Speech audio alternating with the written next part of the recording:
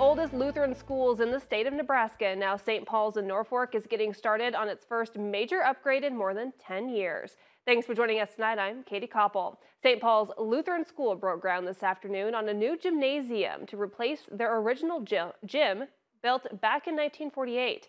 KTIV's Connor Trett was at that groundbreaking this morning and brings us more live in studio. And Connor, what can you tell us about this new project?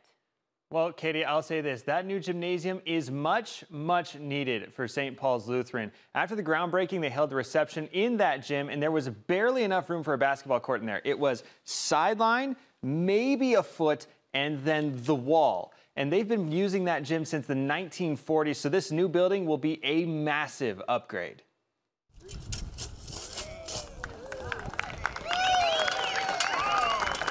St. Paul's Lutheran School broke ground on their new multi-use gymnasium Sunday afternoon. This will replace their 80-year-old building that was built during the Truman administration.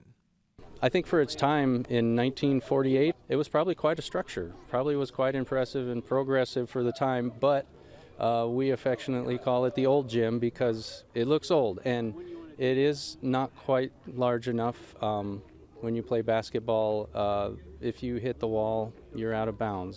The groundbreaking capped off over a decade of planning, rescheduling, and pushing the project back year after year. For those involved with the project, this was a day that couldn't come fast enough.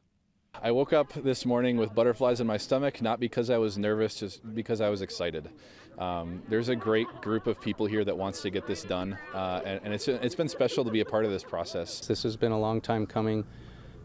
I cannot even count probably the numerous meetings and phone calls, everything it's taken to get to this point. I'm very pleased that we're at this point where we can break ground and move forward and really see some activity here. The $3.8 million project will be the school's first major renovation since 2012, and the school hopes that the larger extracurricular space will attract more students to the school.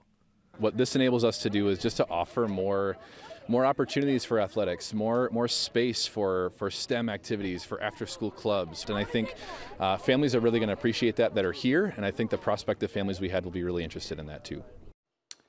St. Paul's principal Aaron Markgraf says that he's hopeful to have the gym built in time for their next basketball season. And once this project is done, they'll look to convert their old gym into more classrooms and an on-campus library.